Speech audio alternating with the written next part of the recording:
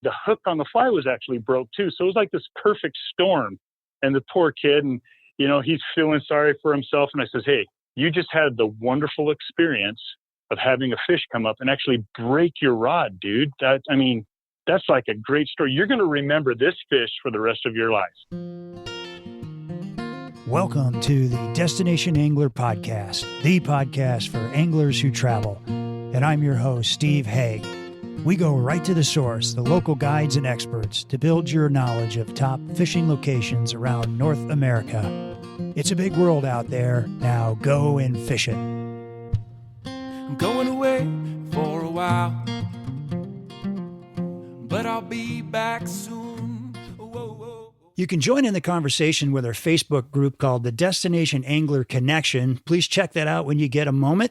And if you enjoy the show, we'd sure appreciate it if you could give us a 5-star review wherever you get your podcast. And today, our destination is Southwest Montana and the Bitterroot River. Our guest is expert guide and historian Chad Williams with Total Outfitters, a new fly shop in Lolo, Montana. The fly shop may be new, but Chad is an old-time expert, having floated and guided these waters for 20 years. A self-described history nerd, Chad has a degree in history and education from the University of Montana with an emphasis on U.S. history and Native American studies. He also has a master's in curriculum and instruction and teaches Montana history and civics to 7th graders at Hamilton Middle School. And he's the head wrestling coach for the high school. He's a passionate educator who loves teaching and telling stories to his students about the rich history of Montana. And lucky for us, Chad is here to teach us and tell us stories about why the Bitterroot is a top destination for fly anglers looking for that classic Montana experience. Chad, good to have you on the show. Good to be here, Steve. Yeah, you bet. So I'd say you're a brave man teaching those 7th graders. How's that going? Are they behaving for you? Oh, I love it. I like to tell people that I'm really good in a hostile environment. When you have 127 7th graders, you're trying to keep wrangled and interested. Yeah, it's good, but I enjoy it thoroughly. It's one of my passions, I love teaching those little kids. That's great. Yeah, good. I'm glad to hear that. So, hey, how's the fishing been? I know you're trying to open a fly shop here by August 1st, but you've also been out doing some fishing, right? Oh, yeah. Fishing's been dynamite. Yeah, fishing's been really good lately. It's hard to get things done and sit in a fly shop and put things together when you're staring out the window and you're wanting to get on that water, But no, fishing's been really good. It's been really, really good lately. Oh, that's fantastic. And so this fly shop's in Lolo, and that is it's a brand new store, right? Yeah, it is. So we just, we got the lease a couple months ago and decided, we're going to put together an exceptional fly shop. And it really is. It's just the perfect fly shop. When we were looking for a location and I found it, it's got this real rustic Western look with timbers and kind of looks like a lodge that you'd see, on some Old West, movie place or something like that. But it's just gorgeous. In fact, I'm looking out my western window right now, and I'm looking at a herd of about 150 elk in the pasture just across the way from me as we're speaking right now. So yeah, it's just absolutely stunning the views you have from the windows of the fly shop. So you're out in the country a little bit then. Yeah, a little bit. Bitterroot Valley is a pretty rural area. Even though we do get lots of people, coming through and visiting us, it's still got that rural Western vibe and feel to it. Sure. Yeah. So speaking of the Bitterroot Valley, tell us about the Bitterroot River. What sets it apart from all the other fantastic Montana trout streams? Well, yeah. What can I say about it? So actually, the Bitterroot starts with the forks, the East Fork and the West Fork. So the East Fork of the Bitterroot, it begins up near Sula, Montana, in the Anaconda-Pintler Wilderness area, kind of right up on the Continental Divide. Okay. And then it flows down. And then the West Fork actually is in the Bitterroots, and it originates near the Montana-Idaho border on the edge of the Frank Church River of No Return Wilderness. And then it flows down. And then, back in the 1920s, they built Painted Rocks Reservoir, kind of to hold the water back so that the irrigators could use it. And then once it goes through Painted Rocks Reservoir, it continues for another 14 miles where it meets with the East Fork. And then together near Connor, Montana, they make the main stem of the Bitterroot. And then for the next 70 miles, it stretches up to Missoula, where it meets with the Clark Fork River near Kelly Island, just west of Missoula. So really complex and dynamic ecosystem, from the high mountains down into the farmlands and the agricultural lands as it meanders its way south, way north. Okay. And below that reservoir, the Painted Rocks Lake and Reservoir, so that water is going to be clear all year long, right? Even during spring runoff? Yeah, I mean, you get some higher flows, but and we've had a lot of water this year. Like right now, the West Fork's running at about just under 300 CFS. So, I mean, it's in. Oh, okay. I like to fish the West Fork between 300 and 500. So it's right in that prime area there. And the Painted Rocks Reservoir was designed, to hold water back for the irrigators. But then, Trout Unlimited purchased some of that water. So there's a certain percentage of water that they hold back just for the trout, just to make sure that we've got enough cold water coming down and maintaining the flows that we need to have a robust and healthy ecosystem. Yeah, well, I love Trout Unlimited. They were just doing some fantastic work. So the Bitterroot is, this valley, I've just heard wonderful things about it. It's super scenic and lush. Can you describe for me a little bit about what you're going to see when you're floating the Bitterroot? So I like to try to describe the Bitterroot as having kind of three sections. You've got the upper river, which include both forks, and that's just some spectacular fishing. So on the East Fork, that's all freestone, and it's a great place if you're a wade fisherman, and even when in the early spring when the flows are higher, we can do some floats up the East Fork, and then as the flows come down, it's just a wonderful place for wade fishing, and the trout are just super eager.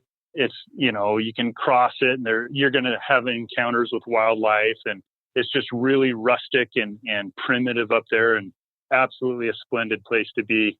Then the West Fork, that's probably the most popular place. A lot of the clients that come in and a lot of people traveling, they want to go up the West Fork, and it's just loaded with cutthroats. I just love cutthroats. They're so eager to eat a dry fly. And of course, we've got our salmon fly hatch that goes on up there, that brings a lot of people. So once you get out of Forks, then you get into near Connor where the East and West Fork come together, and now you've got the main Bitterroot. And so that's kind of still a portion of the upper Bitterroot, fishing the same a little bit. The river's a little bit bigger, and we get a lot of the feeder streams. And as you move down, now you're in what I call the middle section, and kind of the same thing. You're still fishing with your attractor patterns. The fish get a little bit bigger and a little bit smarter, and you'll see that as you come all the way down. And then once you get below Hamilton Victor area, and up here towards Lolo where we're at, the fishing can be pretty technical. You're hunting noses and finding those pods and sneaking up on those fish with longer leaders. And so the Bitterroot has something to offer every angler, from the novice that's just learning to the seasoned guy that's been out there doing this for a long time and wants to challenge himself on some pretty savvy fish. Okay. So lots of cutthroat. Yes. And then you've got plenty of rainbow too, right? Yeah. So, most of the fish we catch, I would say, are your cutthroat or even your cut bow, your hybrid between a cutthroat and a rainbow. There's still a substantial number of rainbows. We get into rainbows every single day. And then, every day we usually pick up a few brown trout as well. And those brown trout, man, I've seen some big ones on this river. And, the reputation of the brown trout, they can be pretty predatory. Right. And you were telling me before the show that they start chasing, was it the squall hatch that they're going after? They start running up salmon flies. East and West. Yeah, so I've noticed in the last few years that the brown trout are showing up higher and higher, up on those forks. I've seen some really big brown trout, and I can't help but think that they're up there chasing those salmon flies because they're there. And then when the salmon flies leave, you don't see those really big brown trout up there like you do, down on the main river. So I have to think that they're traveling up there. And we can't forget our bull trout up on the West Fork and East Fork. Okay. We every once in a while, Mr. Bull Trout comes out and scares the living daylights out of you.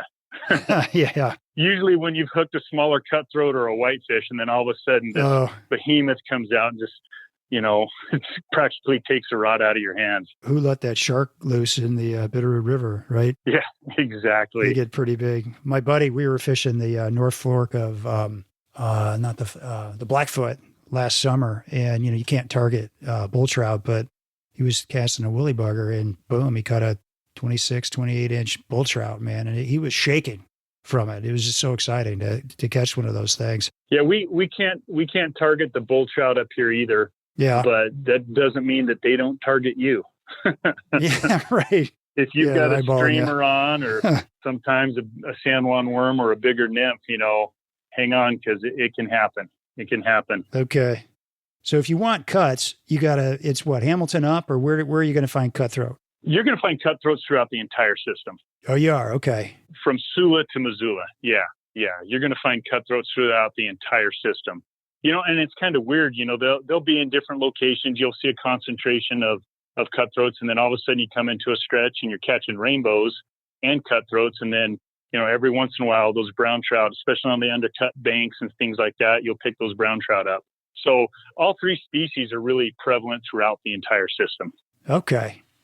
And a lot of the Bitterroot flows through national forest lands, right? Absolutely. Yeah. Up on the West Fork and the East Fork, a lot of that is national forest. So people can jump out and fish? Absolutely. Yeah. There's actually a lot of access. Of course, we've got the Montana stream access laws. So if you're in the high water mark, you're good to go. But there's a lot of access sites that the Fish and Game maintain. And honestly, what I like to tell people is fish the access sites up and downstream, fish upstream in the morning and downstream in the afternoon. So you're missing the floaters, Okay. Oh, nice. All right. The rubber hatch, huh? The infamous rubber hatch. We don't get a lot of the inner tubes up here because our river is, pretty windy. We've got a lot of wood, and I'm glad you actually mentioned that. Just a point of safety. So the Bitterroot River has a lot of debris and trees in it. And one of the things I do kind of as a volunteer, I'm actually with the Ravalli County Search and Rescue on their Swiftwater team. And we get calls, about once a week for recreational floaters that kind of get in trouble because of the wood. We don't have the rapids like you'd think of on the Clark Fork down in the Alberton Gorge. But what makes our river, demand respect is a lot of the woody debris, because we are in the forest, and so high water and wind, you're going to get trees down. So you got to really know what you're doing when you're on the oars. I wouldn't say it's what a novice rower should do first off if you're learning, go down to the lower river or somewhere else and learn how to row before you come up on the upper Bitterroot, because it can be kind of challenging. So you've got big log jams and things that can kind of... Yeah, strainers and sweepers and things like that. And, just if you're coming around a corner, just get out and check it out, scout the river ahead of you if you've never been there before. Come into the fly shop and ask us where the debris is. Our guides are out on the river every day, and we're always talking about, how is it and where's the gravel bars at and where's the new wood at. It changes every spring with the runoff. Ah, does it? Okay. Yeah, a buddy of mine owns a place in Darby, and he said that you got to relearn it to some extent every spring. Yeah, we kind of take a bunch of the guides out, and we just kind of go doing a check float, what we call a check float, and we're just checking it out. We've gone so far as to even fly some drones over some areas that we know are pretty notorious to check it out even before we go. So the outfitters and guides, they're all super respectful of this river, because we know how quick things can go sideways on you. Yeah. I was in Colorado a week or so ago doing some fishing and came across this really cool app called Trout Routes. And if you've ever looked for a good map to help you with anything from public access to finding the best trout streams in a given area, I highly recommend checking out Trout Routes. See, these guys are a startup out of the Midwest and have grown to cover big Western states like Colorado and are soon going to be covering Montana as well. And Trout Routes has mapped out and rated each and every trout stream by state, covering public land access, places to camp, hiking trails, stream flows, bridge access points, boat launches, fly shops, and even have interactive elevation charts. And pretty much anything you'd want to see in a map as an angler. And what I think is really cool is you can download maps for offline use, which was super helpful to us last week on the Pooter in Colorado when we were up in the canyon without any cell phone coverage. Today they cover 7 states, including Colorado and the driftless region in the Midwest. So we did a show on the driftless a couple of shows ago. And they're working on a big update to add 7 new states, including, as I said before, Montana, Wyoming, and Michigan. So if you have an upcoming trip or looking to explore nearby streams, go check out Trout Routes today on your Apple or Android phone. And what part of the river, obviously it depends on the time of year, but what part of the river is, where you can typically wade versus float? The best, you can wade pretty much anywhere. Any of the bridges that cross the river, Victor Crossing, Bell Crossing, Steve I Crossing, on the main river, they've got lots of access. Victor Crossing is especially good for waders. But if I was wade fishing, and I tell people, if you want to wade fish, go up the East Fork or the West Fork, go to one of the Forest Service put-ins or the Fish, Wildlife, and Parks put-ins, and there's lots of access for waders up there. Are there 2 tracks or highways running along those? Yeah. So, you're looking out your car door and you're like watching the river. It's like, oh, that looks like a good spot, and find a safe place to park and get out and go fish it. Absolutely. Oh, man. In fact, I've got rod carriers on my truck, and when I take clients wade fishing, we just drive down. And we got some secret spots that we take them. And then there's lots of public access, and we just get in and we'll fish for an hour or two. And then we get back in the truck and we drive up to another spot, and, we'll hit half a dozen to a dozen spots depending on how the fishing is, but lots of access for wade fishing. That's great. So I was in the Anaconda Wilderness last summer, and we hiked up to Alpine Lake, and we did really, really well. I mean, say top 5 fishing experience of all time. How would you rate the Alpine Lake opportunities in the area? I'm glad you mentioned that. So one of the guides that works for us, he's actually my brother-in-law, specializes in taking people up into the Alpine Lakes. And we do trips where we go up there for, we can do a day trip. There's a couple places where we can do a day trip and hike to an Alpine Lake, or 2 or 3 days. But each one of these canyons has 1, 2, sometimes 3 or 4 lakes that we can hike up to, and the fishing can be just lights out. Yeah, right. And not very many people get up there, and those fish are just real eager, and you put something new in front of them, they just throw themselves at it. So that's kind of one of the unique things that we do, is we do offer those alpine trips where we take you up and just show you a really good time. Oh, that's great. So it sounds like there's a lot of opportunity there.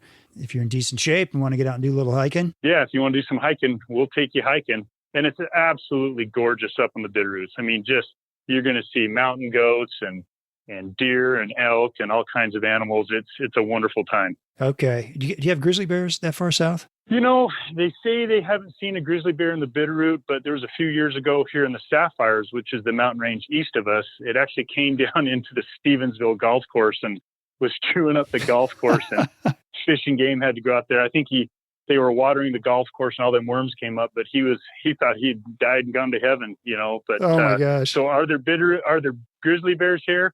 I kind of think there are.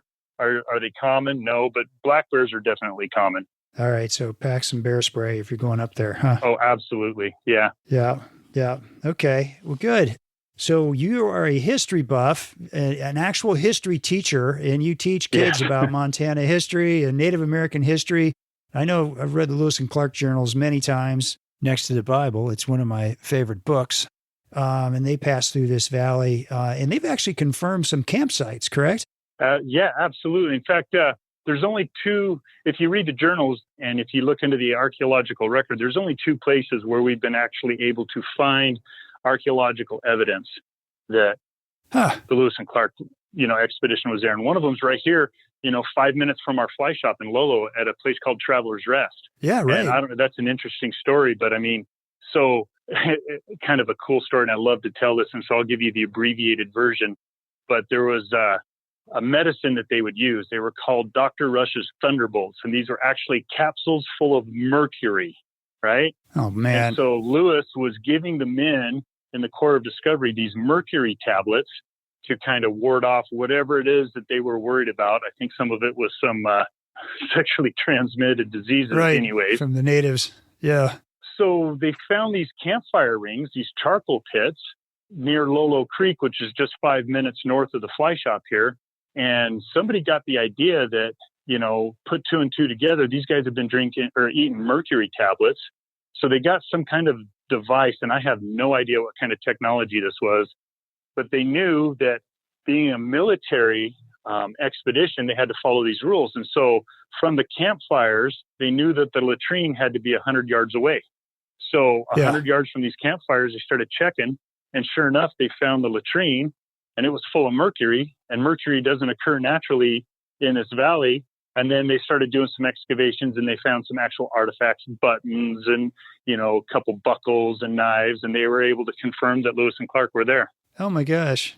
Oh, that's Yeah, I have never heard that's that. kind of cool. That is, yeah, I can't imagine eating mercury. No wonder Lewis committed suicide at some point, right over in I think in Tennessee Yeah, after yeah. the. I can't help but think that maybe that was part of the reason why he was so depressed. Yeah, exactly, right. And didn't the Indian chief is it Kamawehit and Sacagawea? Didn't Kamehameha. they meet some Kamehameha? Thank you. And didn't they meet in that area? Yeah, so just north up by Sula, in fact, up by the East Fork on the Nimipu Trail, which is right. You just keep going past Sula and you go right up like you're going up Lost Trail. There's the Nimipu Trail, and that's where Lewis and Kamehameha met. And the story, goes that Sacagawea, was kidnapped and taken away from her family, and then lo and behold, here's her brother on the Lewis and Clark expedition.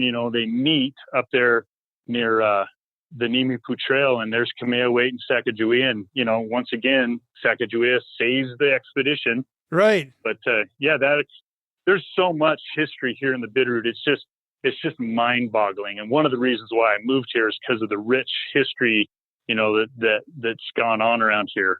So yeah, the Lewis and Clark expedition is probably the most famous, but there's a lot of other things happened. Marcus Daly and the Copper Kings has a mansion here, in Hamilton, Marcus Daly Mansion, and just lots of really cool things that have gone on around here. Okay, that's really neat. So how did you end up in Lolo, Montana, setting up a fly shop and guiding for the last, how did you end up doing that? Because you're from Washington State, right? Yeah. So I'm originally from Washington State. My dad was actually in law enforcement, and we were kind of all over the place.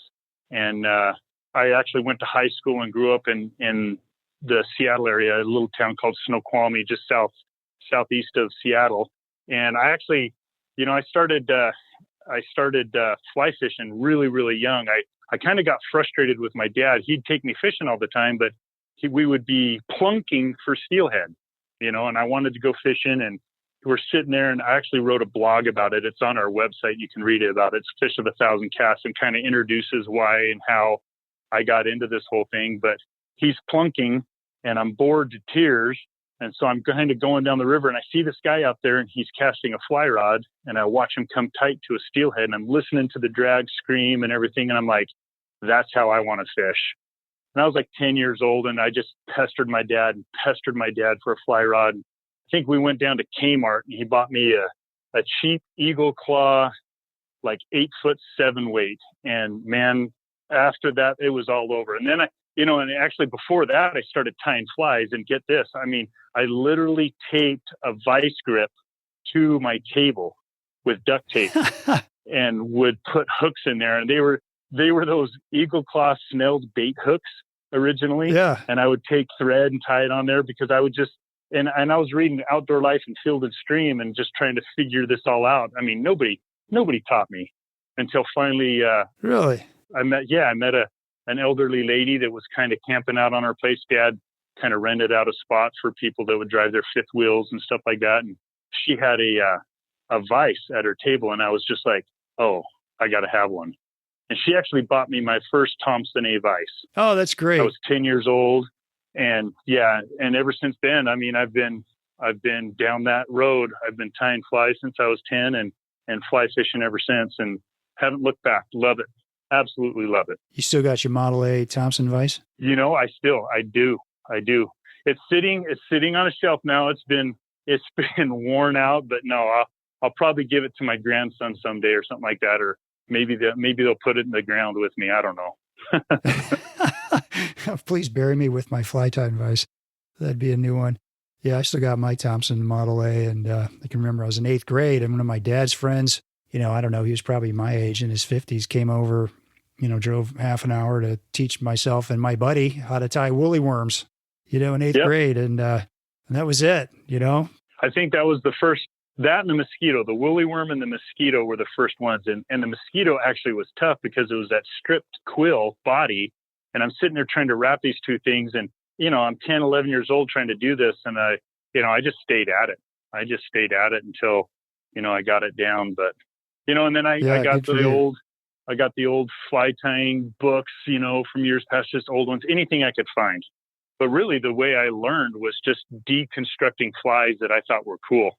I would just, look at it, and sometimes I would I would cut the line and just unwrap it and see the different layers and then try to mimic it. Sure. I kind of still do that today. I find a fly that's challenging and I like to recreate it. I'm taking Take pictures. it apart. Oh yeah.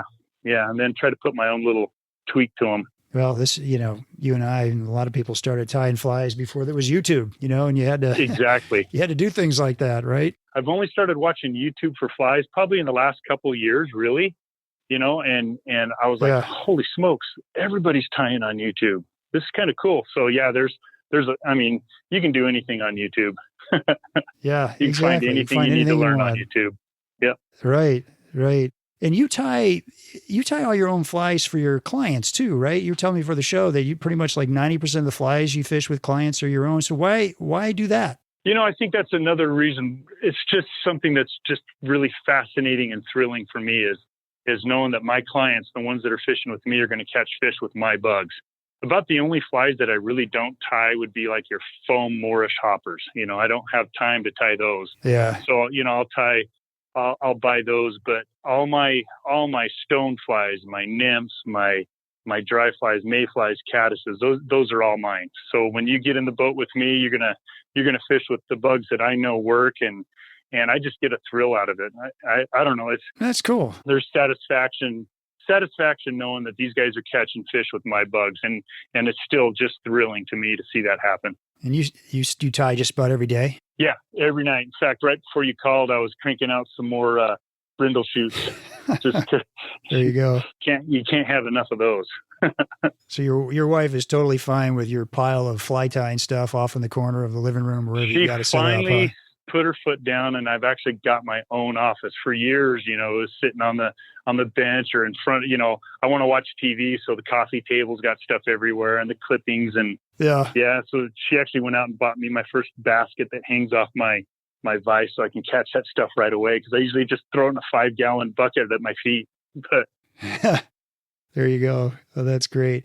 So tell me about this new fly shop. Total Outfitters is what it's called, correct? Yeah, Total Outfitters. So we've got a fly shop here in Lolo, Montana, and it's a full-service fly shop loaded with everything that you could need or desire for your fly fishing destination, here in the Bitterroot or anywhere else for that matter. Really gorgeous building, great fly boxes, great selection of flies.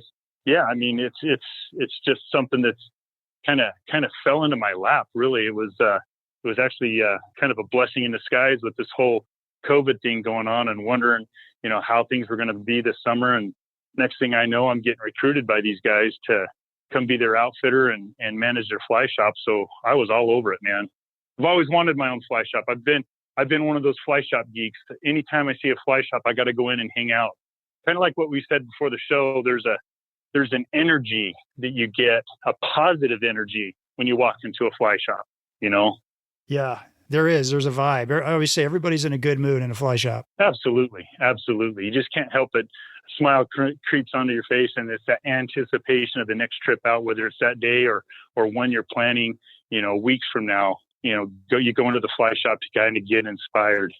Yeah, right. Exactly. And your boss, who was the first guy that called me to set up the podcast, he said that you were selected out of 250 resumes. So that's pretty good. Yeah, it kind of blew me away, and at first I was kind of apprehensive because I wasn't really looking, for it. I've been thinking and toying with the idea of becoming an outfitter for several years now. And, honestly, when COVID hit and stuff like that, I was like, I need to kind of be in charge of my own destiny here.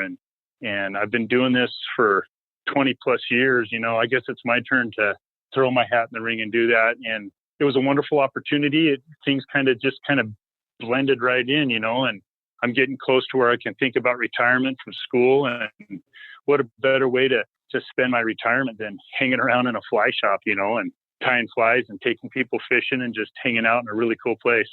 But the people at Total Outfitters and Total Group of Companies, what a great group of guys. I mean, they're just a lot of integrity and honesty, and I've just really been fortunate and frankly just blessed to be recruited by them and have them have such confidence in me.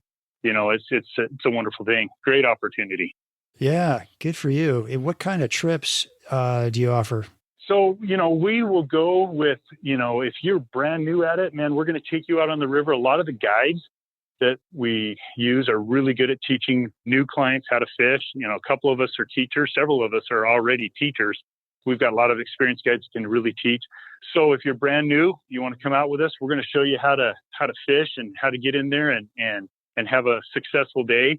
And then if you want, one of the things that we like to offer is like, we can go to the high alpine lakes, but we've got several rivers around here, not just the Bitterroot, but the Bitterroot and the Clark Fork and the Missouri. So if you want to, in the Blackfoot, Rock Creek, and if you wanted, some people come in and they want, this whole experience. They want to fish 2 or 3 or 4 rivers.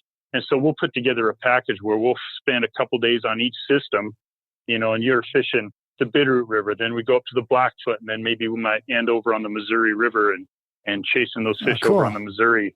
So I spend a lot of time on the Mo and the Clark Fork, the Blackfoot. So it's all really, it's a happening place if you want a destination. If you got a corporate thing, instead of just, you can come down and bring your company for a couple of days and there's good food and lots of places to recreate. And then we take you out and we do your fishing thing. We have a casting class, sit down with me at my bench, Chad's bench, and we'll tie flies and just immerse you in this entire culture of what we call fly fishing, so yeah. It's really just all inclusive. I mean, we're going to cater it to exactly what you want. If it's a day on the river with your family, like I had earlier this week, or if it's, a destination you want to spend 5 days here, we're going to show you 2 or 3 different systems and really give you a variety of opportunities to catch fish on the fly rod. So one of the other things that we offer here on the Bitterroot that's kind of unique is trout spay. Trout spay's gotten pretty popular lately, especially over on the Missouri River. But the last 2-3 years, a friend of mine, Tim Parks, he's one of our keynote guides. He and I started looking into trout spay on the Bitterroot. And I'll tell you what, in the spring and fall, it's actually pretty effective. And so we've started offering trout spay trips as well, where we'll take you out. And if you're a two-hander and you like swinging for trout, man, you got to come see us, because the middle and lower river is just dynamite swinging water. Some of the best swinging water you're going to see. And the trout are pretty eager to take a swung fly, whether it's a soft tackle or one of the streamers we put on there. So yeah, if you're a two-hander, man, come see us, because we'll take you to some water you probably never thought about swinging before. That sounds really great. Good. Well, let's talk about some of the hatches that's going on there. I've heard and read that it's a veritable bug factory on the Bitterroot. Dry Take fly me through heaven. the seasons. Yeah. Dry fly heaven. So I guess let's talk with the time of year first that most people don't think you can fly fish, and that's dead of winter. So you mentioned that I was a wrestling coach, and I'm not doing a lot of guiding in the middle of winter, but every weekend I'm out there fly fishing. And so I will head up the West Fork of the, so I do a lot of Euro nymphing in the winter, and it is absolutely just lights out effective. Really? So in the winter time, and I just, I use a Pat's rubber leg. It's kind of an anchor fly with like a blowtorch or a Frenchie, and I'm just tightline nymphing, and really, really productive. And we actually have clients that we book that want to do just that. So, we'll do that in the winter time, and heck, we'll do it any time of year that you want, for actually, because Euro nymphing is so dadgum effective. Right. And then, so about March, and I think what the Bitterroot is most famous for is our squalla hatch. That starts around mid-March, around March 15th, and that's a stone fly that comes out. And so those fish haven't really seen a whole lot of bugs. And then all of a sudden there's this plethora of these stone flies, size 10 and 8, floating down the river. And it just, all of a sudden, it's like everybody's out fishing and everybody's on the water.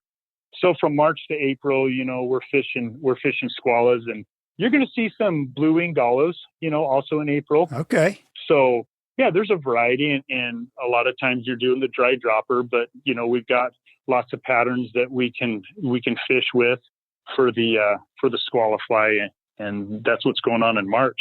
Then we start moving into June, and so June, we get our high water. Well, high water usually peaks the last of May, early June, and that's pushing the fish to the edges of the water. They got to get out of that fast current. And I actually like to fish the high water with streamers. I like to get out there with streamers, or, Yeah. we'll do some traditional nymphing where we'll put the bobber on and still be really productive. So we can fish the high water. You just got to kind of pick your spots and make sure you know what you're doing. But you can get into some fish, even in those high water months, May and early June. What kind of streamers are you using at that time of year? A lot of guys like to throw the real big streamers. I like just the regular conehead woolly buggers, stuff like that. Zonkers in olive, white, yellow, mostly olive. Okay. And I like the smaller ones. I mean, I know you still put the big streamers on because big fish eat big bugs, but they also eat the little bugs too. And it's a lot easier to handle, especially with clients. And one of the techniques I like to do with streamers is just get the boat kind of going on a run and have them cast it out there and throw a couple mends in it and drag that behind the boat. And man, we pick up a lot of fish that way. Just dead drift the thing, huh? Yeah, just kind of drifting it, kind of dragging it, Okay. trolling it kind of sideways out the boat. And then when it catches up, or, we just do another cast with another mend. And then if you're more experienced, of course, we're pounding the bank and stripping and usually with a floating line, Okay. cut it down to 0x, but the streamer game can be really good in the spring. Really good. Nice. All right. Then June, salmon flies. Ah, West Fork and East Fork salmon flies. Holy smokes. And these things are like hummingbirds, man. They're like hummingbirds. Everybody's anticipating the salmon fly hatch. This year, it was a little off. We had lots of high water, but it still came off. And man, when those fish see those salmon flies, there's something about fishing a fly that's as big as your hand practically and watching these trout come out and eat them. So yeah, salmon flies definitely, on the East Fork and the West Fork in June is awesome. But June, we've also got, PMDs. okay. I like fishing those PMDs, just sneaky little, thread bodies, sparsely tied PMDs. We've got green drakes come out then. And for the green drake, size 10, size 12, get down to size 14. And the fly I like for a green drake really is just that brindle shoot that Chuck Stranahan, invented. That brindle shoot, probably, I would say, in my humble opinion, probably the most popular and effective dry fly here on the Bitterroot. If you had to limit me to one fly, it would be one of my brindle shoots I tie in a variety of sizes. I mean, I'll use the brindle shoot for a golden stone all the way up to size 8. And it's a really good attractor pattern. And then, of course, you can't forget just the regular golden stonefly. Yeah. There's lots of goldens on this river.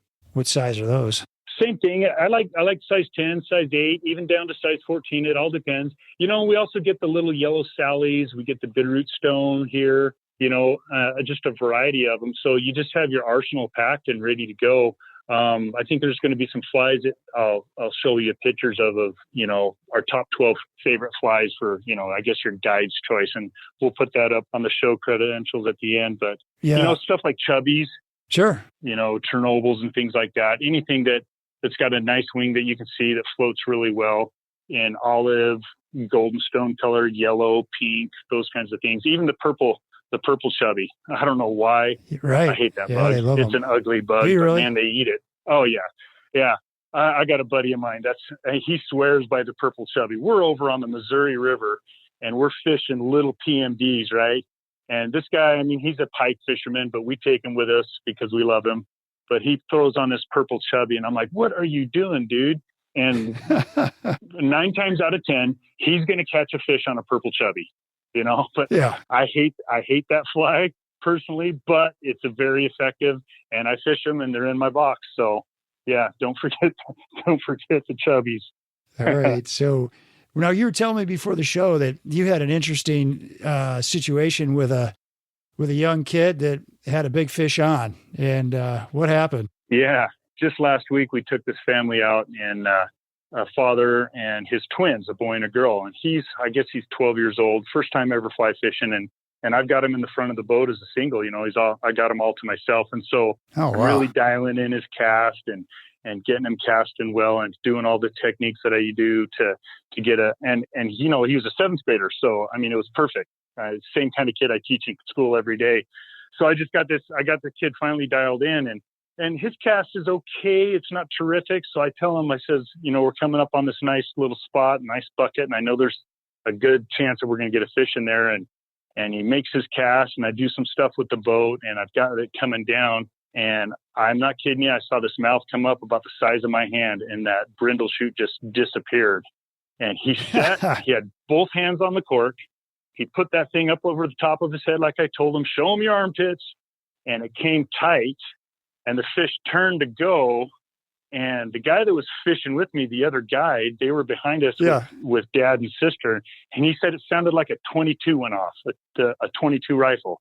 I hear the snap, and I'm like, what in the world? And it was a sage. I can't remember which brand of sage it was.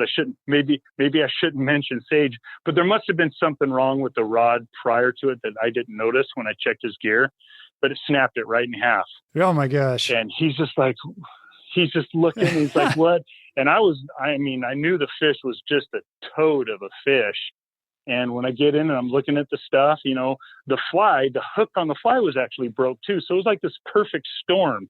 And the poor kid, and, he's feeling sorry for himself. And I says, hey, you just had the wonderful experience of having a fish come up and actually break your rod, dude. That's like a great story. You're going to remember this fish for the rest of your life. And I think that goes with all of us, you and me. It's always the one that got away is the one that we remember. Heck yeah. And yeah, the kid was talking about it for the rest of the day. Oh, you should have seen this fish. It broke my rod. Everybody he saw, he was telling him how his rod broke on a big fish. And the arms get farther and farther apart the later the more he talks about it. Yeah. That's a cool story. Well, think of all the joy you're bringing to these people when you're taking them fishing. Oh, and that's really what it's all about. It's all about just giving them a wonderful experience in the last best place, a place we call Montana, and just getting them out there and enjoying what we have to offer. And that's what we're trying to do here at Total Outfitters, is just giving an opportunity for people of all different backgrounds, whether you're brand new at it, you've been doing it for a little while, or you're seasoned and you've been all over the world.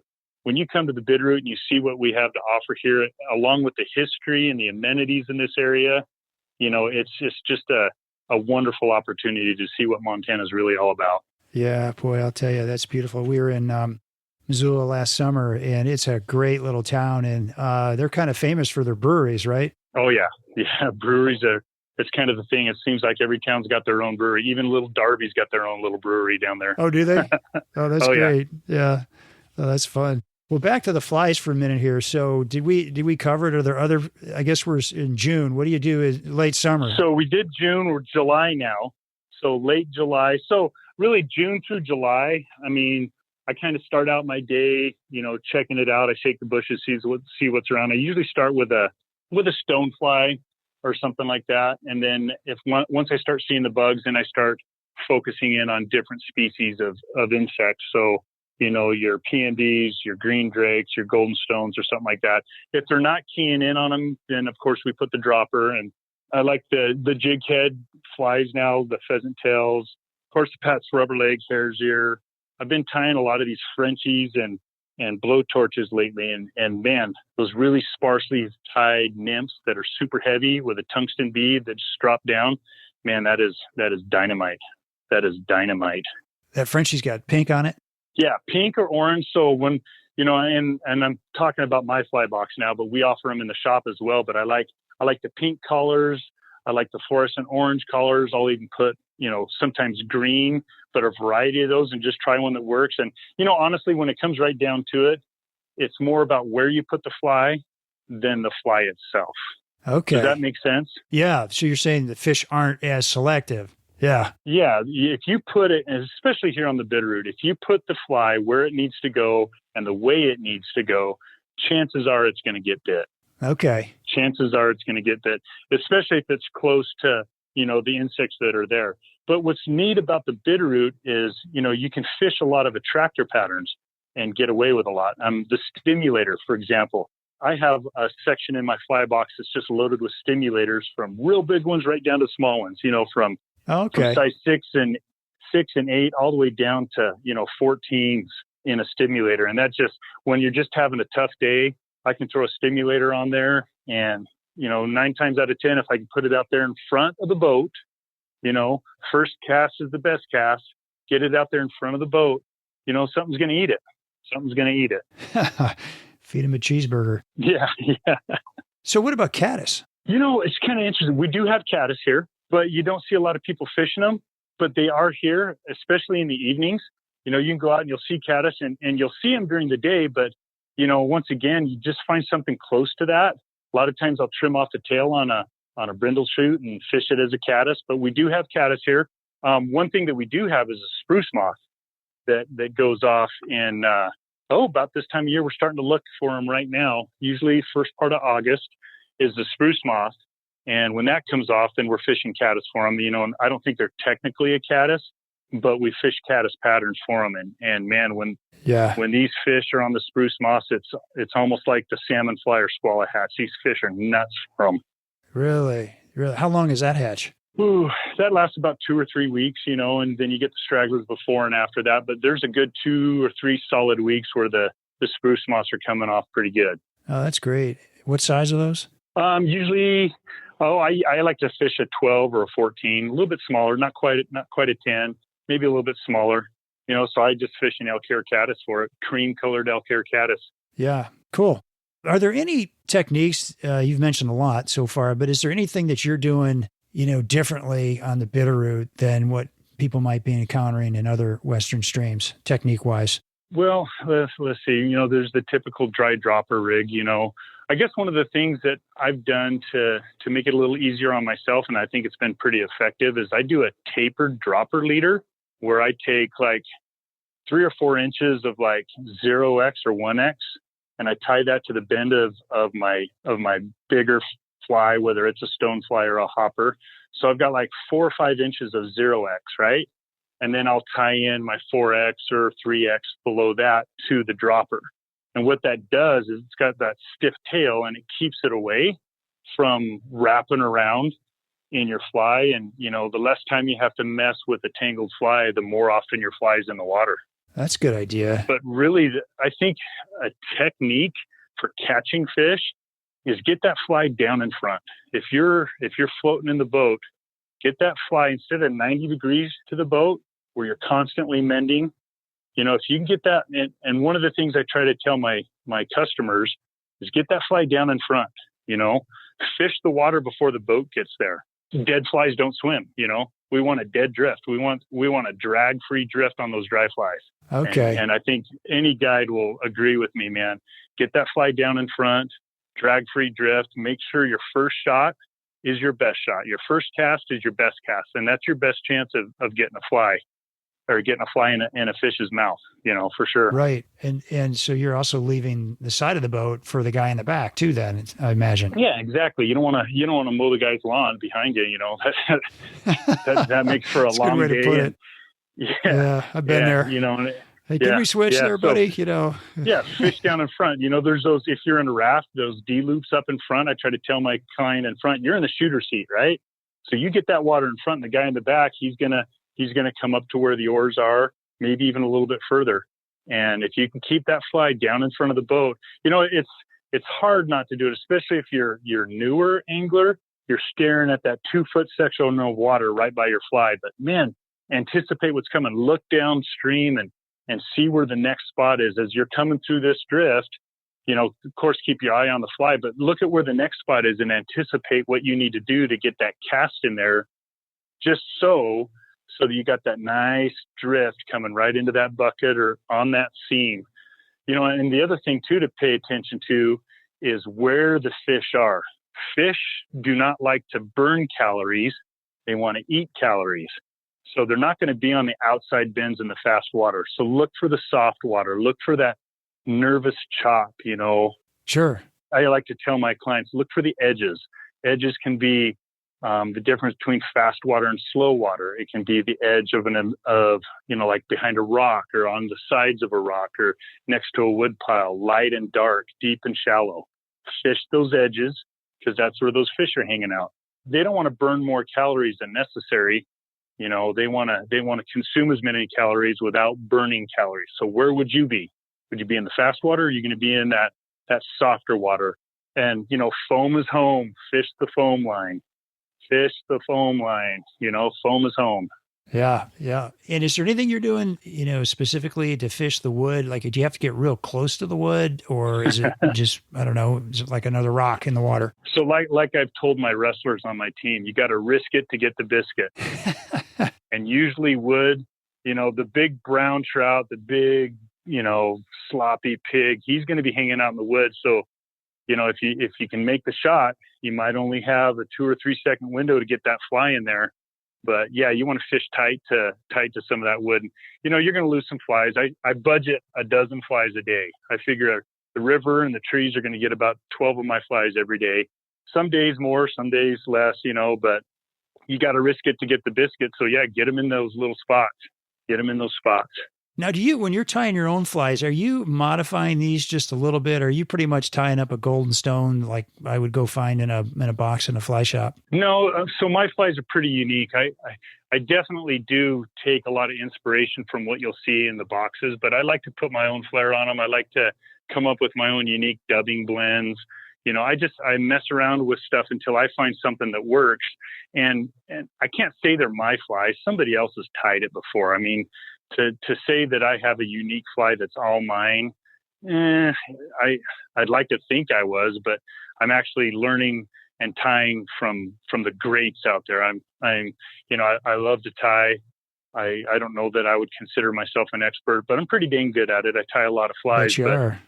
I do like to tweak stuff a little bit. Absolutely.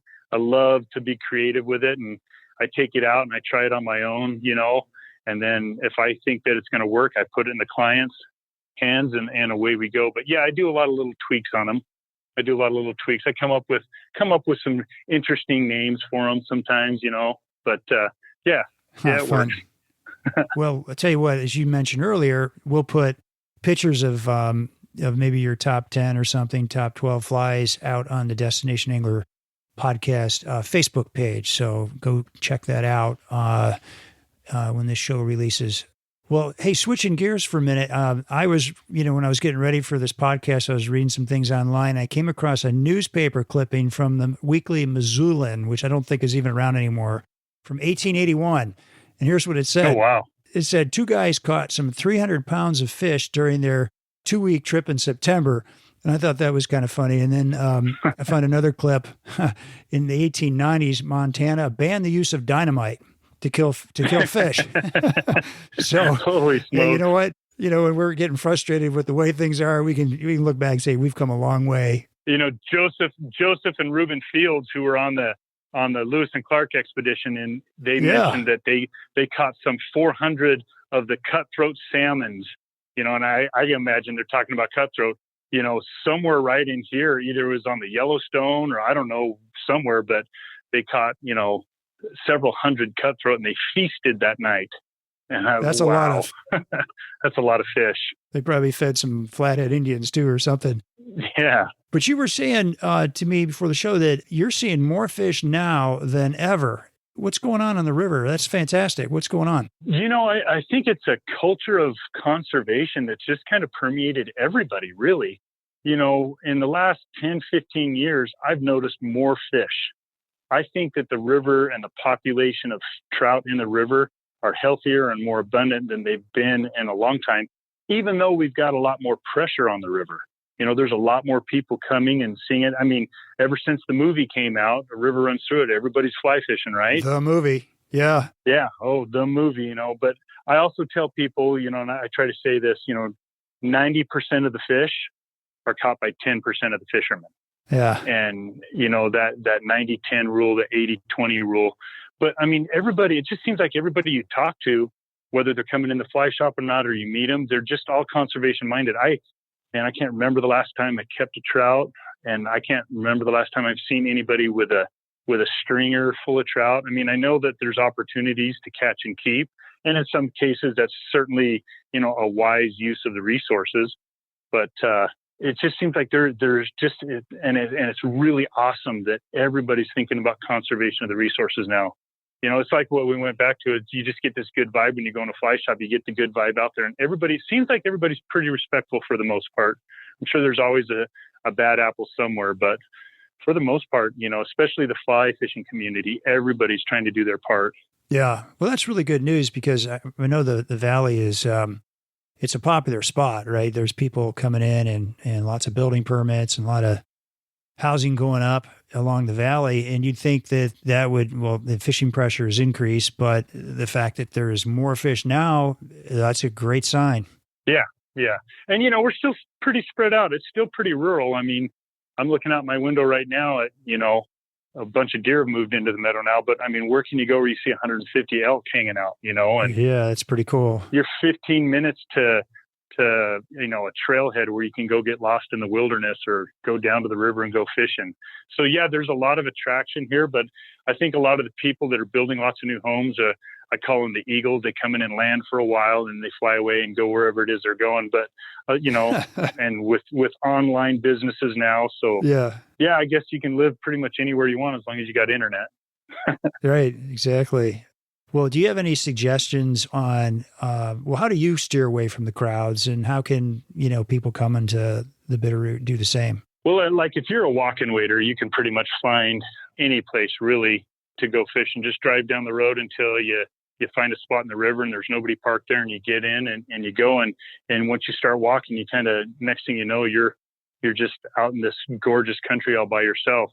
If you're floating, a lot of times, a lot of the guides around here, they know each other and they're text messaging each other. I was on the phone last night, text messaging back and forth with a couple guides and they're asking me where I was, where I'm going. And so we kind of plan it right so that we're not on top of each other, and there's so many access. There's a lot of public access and then there's a lot of private access, and your savvy guides are going to know where some of these private accesses are so that we can get in and we're kind of spread out. I mean, the last thing we want to do is be fishing around other people. We want to try to give that experience. And even though there's a lot of traffic on the river, the fishing's still really good. It's still really good. Like I say, I mean, in the last 10 years, to me, from what I've observed, and I'm on the river a bunch, 2 or 3 times a week at a minimum.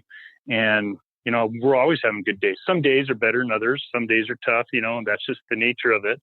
But generally, it's just really good. Your rod's going to get bent. Right. Talk to me about some of the irrigation practices that are going on the river. How does that affect the fishing or the water levels? It definitely does. And of course, this is an agricultural valley, and there's a lot of people that grow hay, and so they're going to need their water. And, there's a lot of head gates where they divert a lot of the water off. But I think I mentioned it before, TU, owns some of the water up there. So there's a certain flow that they're required to maintain for the trout. I'm not exactly sure, I want to say it's like 600 CFS at Bell Crossing.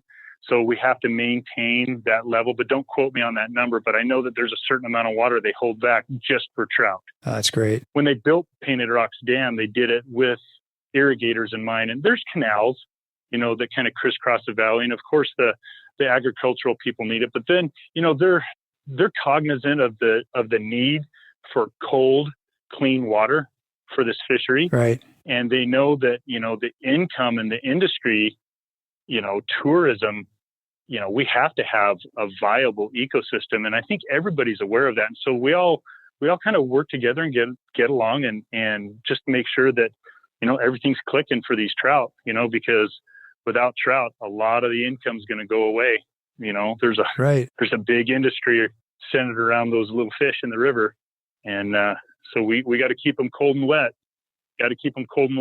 Yeah, good deal. So you had mentioned to me a couple of weeks ago when we first talked that you've had mentors all of your life and that you credit a lot of your success to your mentors. And I'm just wondering if you could talk about some of those mentors and what they've done for you and maybe how it's affected your life as a guide. Yeah, absolutely.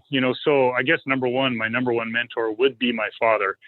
He grew up in Oregon, salmon fishing, and he was a bait fisherman, but he would take me out all the time. I was either doing chores, and if I wasn't doing chores, if it was fun, he'd kick me out and say, be back before dark. And he would drop me off on the river, or somewhere in the mountains. And I would go with my buddy. We either had a shotgun, a 22 or fly rods. And I can't ever remember doing anything other than that. I mean, I I can't hardly remember, maybe a dozen times I went to the movie theaters or stuff like that. I was content to just be out there running around. So definitely my dad giving me a love of the outdoors and encouraging me, to get outside and kind of take care of myself on my own hook. And then that lady, and I can't even remember her name. I know her husband's name. His name was Red.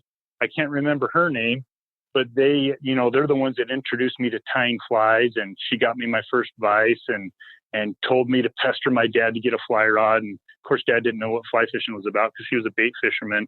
And then I just started hanging out in shops. I went to Randall Kaufman's fly shop there in Seattle area and just hung out there and watched them tie flies. And a lot of people, just some of my guide buddies here locally, and watching the kind of bugs that they tie and the flies that they tie. I mean, these guys aren't famous people, but they're definitely legends. And I've learned from some really, really excellent fishermen. I feel like the people that I've learned some are some of the best fishermen, in the world for that matter. And I'll just say it. I mean, there's Sure. a couple guys in particular, I'm not going to name names right now, but they're just splendid to be around. They're really patient and they cleaned up my act. They dialed me in, to use their term, get them dialed in. And so I appreciate those guys, and anybody can be a mentor, somebody that's patient and loves it. We're going to share that with other people. Right. So yeah, I appreciate those guys doing that. The patience aspect of being a mentor, gosh, is there somebody you can take under your wing, and it takes patience. Can you bring somebody along, bring somebody up? People say pay it forward, I guess.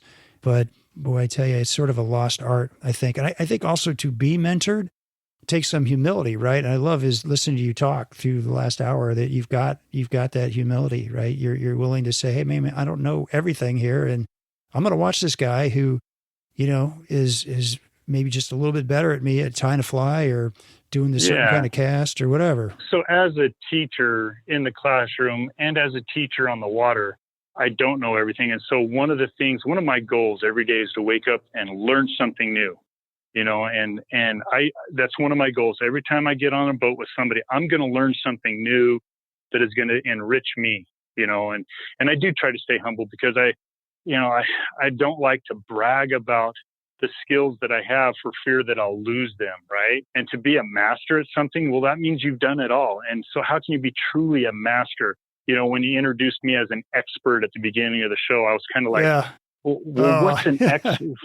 What's an expert? Yeah, you're an expert. Yeah, you're an expert. I'm sticking with it. I think you're an expert. I'm still aspiring to be an expert. No, that's good. That's why you're an expert. A little about a lot and a lot about very little. Yeah, I think that's exactly why. So, man, it's been great chatting with you, Chad, for the last hour or so. Hopefully people get a whole lot out of this. I feel like I want to jump on a plane and get out to the Bitterroot as quick as I can and we'll go hit this stream. Man. We'll arrange it for you. We'll make it happen. Come on. Yeah, I fished a lot of different places in Montana. I haven't been to the Bitterroot yet. I got a buddy who keeps inviting me out to Darby to stay at his place, so I gotta do it. How can our listeners get in touch with you? Where's your shop? How can they stop by and visit? Yeah, so we're Total Outfitters Fly Shop. We're at 16366 Old U.S. Highway 93 South in Lolo, Montana. Zip code is 59847. Okay. You can look at our website, www.total-outfitters.com, or you can email us at info@total-outfitters.com, or call us. Somebody's in the shop, 406-493-1502. Oh, perfect. That's, I guess, the best way to get a hold of us. Okay. And I'll put this on the show notes. A lot of people are listening to the podcast directly from the website, so it'll be out on those show notes. And we'll also put pictures, as we said, of your top flies and maybe the big fish you're catching and the beautiful scenery out on Facebook, the Destination Angler Facebook page. Feel free to email me with any comments and suggestions at shaig50@gmail.com. That's shaigh50@gmail.com. If you're a guide, you want to be on the show, give me a shout. And please give a share, like, or follow on Facebook and Instagram, and be sure to subscribe wherever you get your podcasts. As always, our music is by A Brother's Fountain. And thank you for listening. And Chad, thank you for being on the show. Thanks for having me, Steve. It was awesome. You bet. I hope everybody enjoys the show, and we'll see you again next week. Well, I'll go, I'll go, I'll go, I'll go from the land to the shining sea. But I know, I know, I know, I know there's more to life than what the eye can see.